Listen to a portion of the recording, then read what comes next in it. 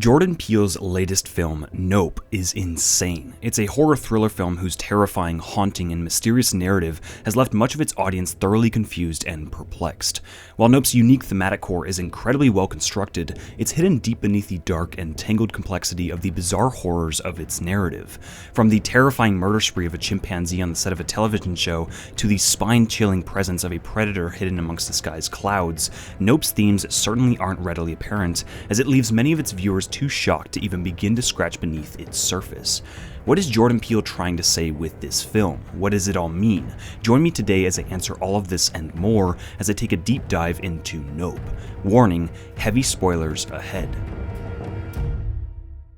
Nope's writer, director, and producer, Jordan Peele, is an undeniable master of the horror genre. Nope is his newest creative endeavor following the incredible legacies left behind by Peele's previous two films, 2017's Get Out and 2019's Us.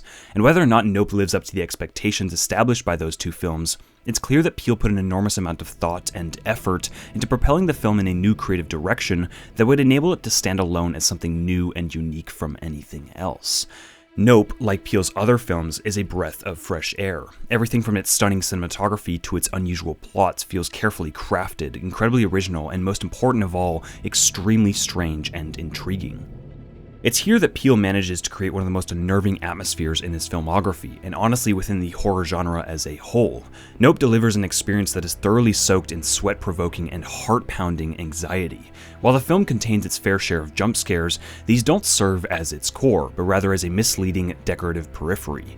In reality, Nope's core consists of an expertly crafted acceleration of deeper undercurrents, an amalgamation of various and unique visual, audio, and thematic elements that are slowly and eerily weaved together more and more tightly, until they erupt into uncontrolled chaos. Peele plays heavily off of our relationship with the mysterious unknown here, consistently forcing us to question the significance and meaning of every element present within the film. And upon answering one question, Peele perplexes us with an entirely new set of inquiries. It's through this purposeful atmosphere of mystery and confusion that Peele derives a thoroughly unique sense of terror. Nope follows the story of O.J. Haywood, who inherits his father's horse ranch after he's mysteriously killed one day by a quarter that falls out of the sky. Months later, one of O.J.'s horses is contracted for a movie gig, where we meet his sister, Emerald. She informs the film crew that the first motion picture was in fact a clip of a black man on a horse. The man in question is O.J. and Emerald's distant ancestor, the founder of the Haywood Ranch.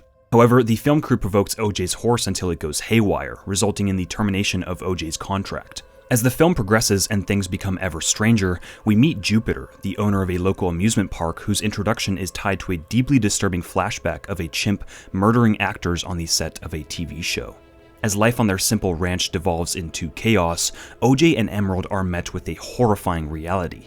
Jupiter has lured and attempted to control an alien being. It's this creature, taking the form of the classic alien saucer, that begins to systematically kill and devour every living thing it sees. Desperate to capture footage of the alien, O.J. and Emerald recruit the help of an infamous cinematographer, ultimately resulting in the heart-pounding and dazzling climax of the film, where Emerald manages to lead the creature into a trap and capture a single photo of it before finally killing it. Nope isn't terrifying in the traditional sense. Many horror thriller films elicit a fear response by hiding the central danger either physically, such as hiding a monster in the dark, or within the folds of their narrative, such as in Get Out. We can't see the danger, but we can feel it lurking close by. But Nope doesn't hide the monster. Peele pulls a 180, turns on all the lights, and brings us within an inch of the monster's face. And while Nope does contain supernatural elements, they aren't the source of the film's terror. Instead, Peele creates an indescribable feeling of fear by tying together both realistic and supernatural elements and then grounding them in an unnerving sense of realism.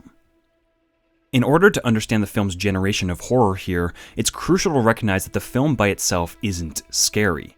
Now that may sound weird to say, but it makes a lot of sense when you realize that Peele is actually modulating our perception of the world around us in order to create the experience of horror and thereby produce an impactful set of themes.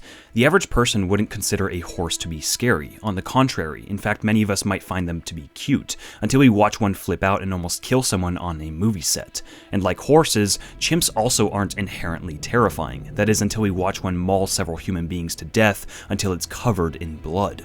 And while alien saucers are intriguing, I don't think we'd consider them to be terrifying until we watch one devour dozens of people and soak the earth with their blood.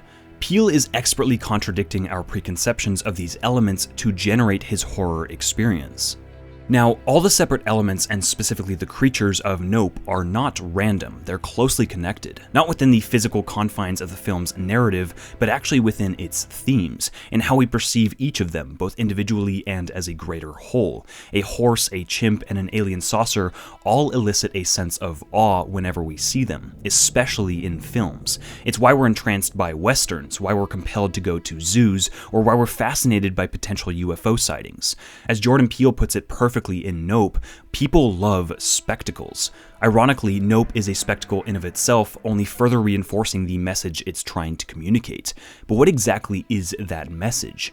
Well, midway through the film we catch a glimpse of the cinematographer's footage, which details events he refers to as the impossible. Freak events he managed to capture in nature, such as a python killing a tiger, that will eventually be regarded as a spectacle by those that watch it.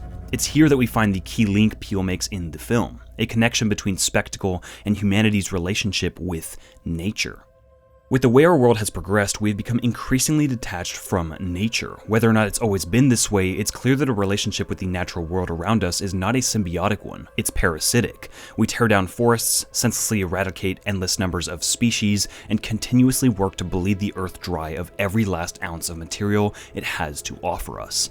It's through Nope that Peele communicates the idea that, as a result of our total disconnect from and consistent abuse of the natural world, we've lost complete respect not simply for the forces of nature, but of the universe. We don't yet entirely understand how the world around us functions, and yet we carry ourselves as though we do, not only placing ourselves at the top of the food chain, but on top of the world, an action that Peele seems to hint may result in our eventual downfall. We drag a horse onto a movie set and push its buttons until it eventually and predictably snaps, potentially injuring or killing someone on set. We drag a chimp, who should belong in a rainforest somewhere, onto the set of a television show and expect it to behave according to our rules and do exactly as we tell it to. And maybe in the future we'll come up with the disastrously idiotic idea of believing we have the authority to control an alien being. All of these scenarios share key similarities: a lack of respect, a sense of entitlement, and deep-rooted naivety. Interestingly enough, each of the principal characters of the film display or reject these qualities, and it is this upon which their respective roles within Peele's greater thematic commentary depend.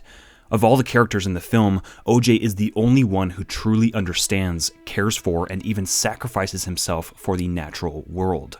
We can see this most clearly in his relationship with his horses. In fact, he readily puts himself in harm's way in order to save one of his horses, Lucky, the same horse that eventually saves him at the end of the film. His deeper understanding of and connection with nature is encapsulated by his ability to properly navigate and respect the alien, to not only avoid ever being hurt by it, but actually learn its behavior. He's the only character who isn't picked up by the alien against their will. While OJ seems unfazed by the alien, Angel, the Fry's employee, is obsessed with UFOs in general and comes extremely close to dying. On the other hand, Emerald displays a readily apparent sense of entitlement and voices her belief that one of the ranch's horses belongs to her, that it is her rightful property. And unsurprisingly, she too is almost devoured by the alien. And after realizing he spent his entire life providing people with a meaningless spectacle, the cinematographer decides to commit suicide, stating that humanity doesn't deserve the impossible, before he's sucked up and crushed to death within the alien's gaping maw. Lastly, and most interesting of all, is Jupiter, the man who survived the chimpanzee attack back when he was a child actor.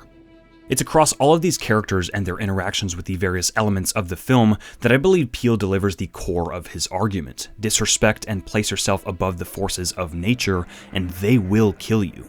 Interestingly enough, however, it's through Jupiter's character that Peele adds an additional layer to his commentary. Humanity doesn't learn from its mistakes. Jupiter witnessed the horrifying chimpanzee attack, and yet as an adult he repeats the same critical error made by the TV network so long ago. Either too naive to properly reflect on his actions or entranced by the spectacle before him, he chooses to lure the alien in and attempt to control it, only to meet a predictable and horrifyingly gruesome death at its hand.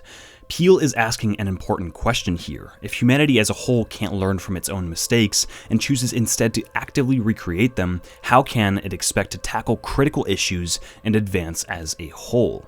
But Peele isn't just making a comment on society's inability to learn. He paints a stark picture of humanity's inability to reflect and take responsibility for its actions. What does it mean when a studio fires a horse after damage caused by its own employees, or a chimp is killed by the TV network who dragged it on set in the first place, or an alien is killed simply because it was taking the bait used to lure it there by a person? Sure, these actions may be necessary in the moment, but if we look at the greater picture, who is really at fault? Who's responsible? Jordan Peele seems to contend we are. Taking responsibility for our actions is extremely difficult, and sometimes it feels impossible, not only on a greater scale with respect to the natural world, but also on a much smaller scale with regard to even our own interpersonal relationships. Regardless of scale, reflecting on a conflict before us, acknowledging our faults, and taking responsibility doesn't hold us back. It allows us to learn something new, to move forward in life, to progress toward greater things, and to achieve our goals while maintaining harmony across the world and all that inhabit it. While it seems Nope's main focus is on humanity's relationship with nature, the film does make a poignant racial commentary. In an interview for Nope, Jordan Peele stated, "My race, I think, has informed my entire artistic journey." It's here that Peele's emphasis on the first motion picture, a clip of a black man on a horse, becomes extremely significant, especially the reactions of those in the film upon hearing this information. They didn't know, and they didn't care. It's an undeniable fact that black people in America have had their cultural, scientific, and many other accomplishments and creations destroyed, ripped away from them, or worse, stolen and appropriated mainly by white people. Nope manages to drive this message home in its final moments. Just as the film began with a reference to a seemingly obscure 10-second clip of a black man on a horse, the film ends just after Emerald's photo of the alien finally prints. Law enforcement arrive, and it's clear OJ and Emerald will probably fall back into obscurity, and their surreal and incredible accomplishment will go unrecognized by the world. Nope is undoubtedly a strange film, a labyrinth of seemingly misplaced oddities, uncomfortable skin-crawling visuals, insane action sequences, and a deeply connected spiderweb of thematic elements. Nope may not be Jordan Peele's greatest film to date. The bar he's set with his previous films is extremely high, but Nope is certainly still an amazingly well-crafted piece of art. This film acts as somewhat of a celebration of film as an art form, a celebration of the enormous amount of passion, work, and effort that goes into creating a meaningful and impactful movie. Nope serves as a reminder of what cinema can and should be, of what makes cinema great. Through the spectacle, cinema should aim to move us, to teach us something new not only about the world around us, but about ourselves. Jordan Peele is a master of his craft, that much is clear, and it's here that he makes one of the most intricately woven and poignant thematic commentaries of his film career to date. Disrespect the powerful forces of nature, and they will come back to haunt you, or worse, kill you.